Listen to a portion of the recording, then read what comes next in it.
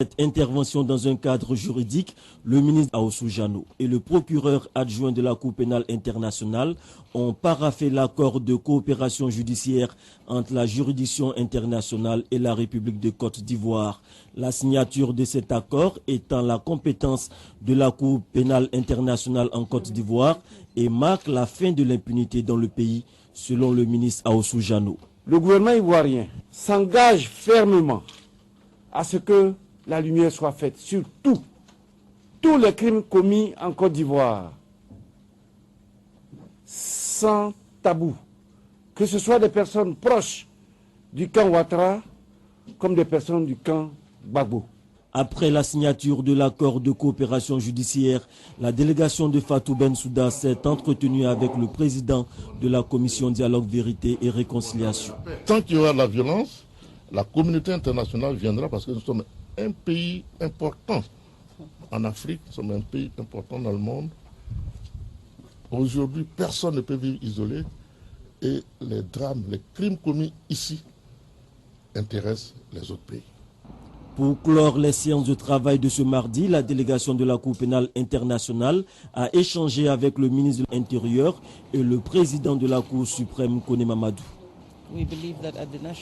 Nous avons beaucoup de choses à partager, beaucoup de choses en commun en ce qui concerne les justices nationales et internationales. Et donc l'objectif principal de cette visite était de voir comment ensemble et de façon complémentaire nous pouvons travailler ensemble dans le respect donc des différents mandats de chaque partie. La Côte d'Ivoire elle-même a pris à plusieurs reprises l'initiative d'inviter la Cour pénale internationale à venir enquêter sur des événements qui se sont passés en Côte d'Ivoire. Donc c'est nécessairement une appréciation positive. Le procureur de la Cour pénale internationale s'appuiera sur les conclusions de cette mission d'évaluation pour demander à la chambre préliminaire de la juridiction l'ouverture d'une enquête officielle sur les crimes de guerre et les crimes contre l'humanité commis en Côte d'Ivoire au cours de la crise post-électorale.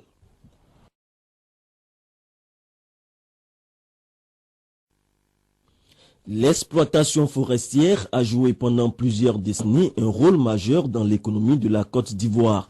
Près de 70% de la production est destinée à l'exportation sur les marchés internationaux. Pour s'imprégner des conditions d'exploitation du bois, le ministre des Eaux et Forêts a visité 3 industries de bois au port de Grume de San Pedro. Il ressort des échanges que le secteur du bois est pourvoyeur d'emplois dans la localité et propose des produits finis ou semi-finis à forte valeur ajoutée. Toutefois, l'exploitation du bois a des conséquences négatives sur le patrimoine forestier et l'environnement. Le ministre Nabo Clément a rencontré tour à tour les acteurs du secteur du bois et les populations pour débattre des questions liées à la filière. Quand vous prenez l'avion à bord d'oiseau, vous passez de l'avion, vous voyez tout est vert en bas, vous pensez que c'est la forêt alors que tout est cacao. Quand vous descendez, c'est cacao, il n'y a plus de forêt. Et ces villages-là, vous avez des villages importants comme Dagani, comme des villages où il n'y a pas d'électricité. Parce que c'est pas déclassé. La forêt appartient à l'État. Je suis allé voir, comme ça quand les gens viennent de voir moi, je sais de quoi je parle. Après les affaires ministérielles, place à la politique, le ministre Nabo Clément a rencontré les populations de la localité pour parler cette fois de réconciliation pour le renforcement de la cohésion sociale dans la région du Bassa-Sandra. Le ministre d'État, ministre des Affaires étrangères, en marge de la 19e session ordinaire du Conseil de l'Union africaine, a eu de multiples rencontres avec ses homologues africains, européens, australiens et américains. L'ambassadeur de Côte d'Ivoire, près les Nations Unies, l'accompagne à toutes ces audiences.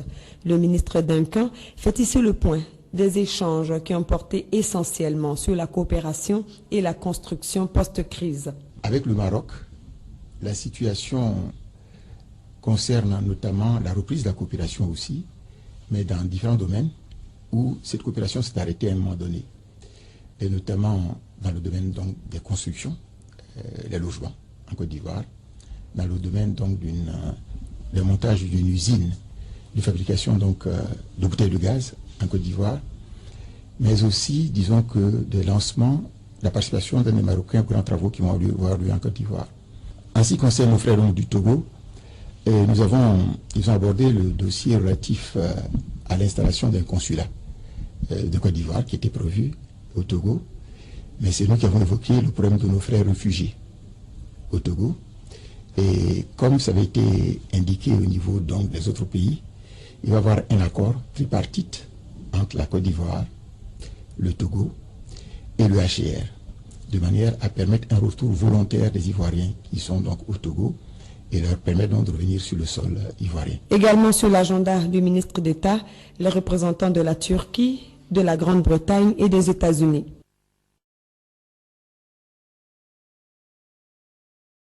« 4 millions de jeunes sont frappés par le chômage. Pour permettre à ces derniers de sortir de la pauvreté, le Fonds national de solidarité FNS est créé en 2005. Il facilite l'accès au crédit de ces jeunes après une étude de faisabilité de leur projet. Cette structure a fait l'objet d'une visite du ministre de la Promotion de la Jeunesse et du Service civique Alain Lobognon en vue d'appréhender les réalités sur le terrain. Après l'exposé sur les activités du FNS et les difficultés que rencontre cette structure, le premier responsable de la promotion de la jeunesse entend concentrer les projets vers le milieu rural en orientant les jeunes vers les foyers de production. Le succès de ce pays va toujours reposer sur l'agriculture. Il doit reposer sur l'agriculture. Il ne s'agira pas de demander aux jeunes sortis des grandes écoles, des universités, d'aller faire de l'agriculture traditionnelle. Il s'agit de leur donner des moyens pour ressembler aux agriculteurs américains, aux agriculteurs français. Il s'agit de moderniser l'outil de production au niveau de l'agriculture. Pour bénéficier d'un fonds, il faut avoir maintenant un certificat de civisme. Le certificat de civisme, c'est ce diplôme-là qui va vous être délivré quand vous serez passé par l'école de formation qu'est le service civique. La réussite de l'auto-emploi passe non seulement par la qualification des jeunes porteurs de projets, mais surtout par leur détermination à rendre viable leur activité.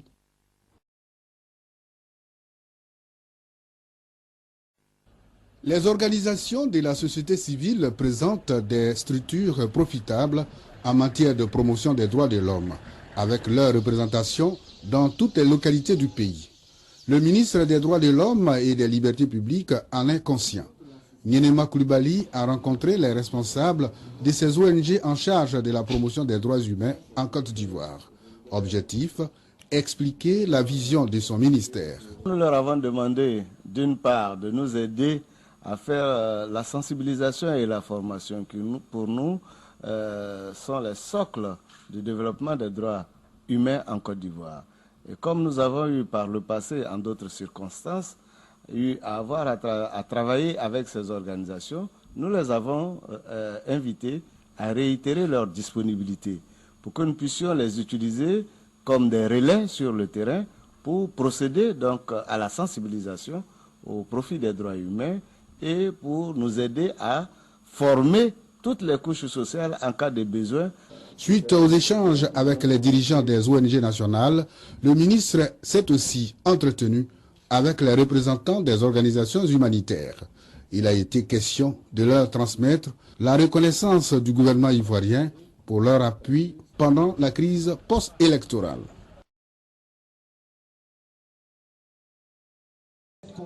Depuis le 25 juin dernier, le commissariat du 1er arrondissement du Plateau a repris du service de façon officielle.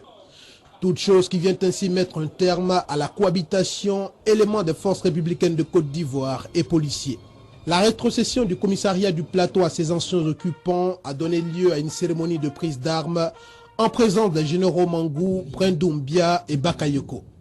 Deux interventions, le général Soumaïla Bakayoko, chef d'état-major tactique en premier, suivi du directeur général de la police nationale, l'inspecteur général Brendombia. En situant le cadre de cette cérémonie, le général Bakayoko a réitéré la disponibilité des forces républicaines de Côte d'Ivoire à appuyer la police nationale dans ses missions en cas de nécessité face à la recrudescence du grand banditisme à l'arme de guerre. Pour sa part, l'inspecteur général de police Brendombia a tenu à rendre hommage aux généraux Mangou et Bakayoko pour la place que les militaires ont prise aux côtés de la police dans les opérations de sécurisation. Il a insisté sur l'importance que revêt la commune du Plateau qui demeure le centre vital des affaires en Côte d'Ivoire. Au terme de la cérémonie brève mais symbolique, le commissaire Touré Mabonga et Pouzaché, premier responsable du premier arrondissement, a reçu pour consigne de multiplier les patrouilles dans la commune et de faire en sorte que les populations n'aient plus peur de leur police.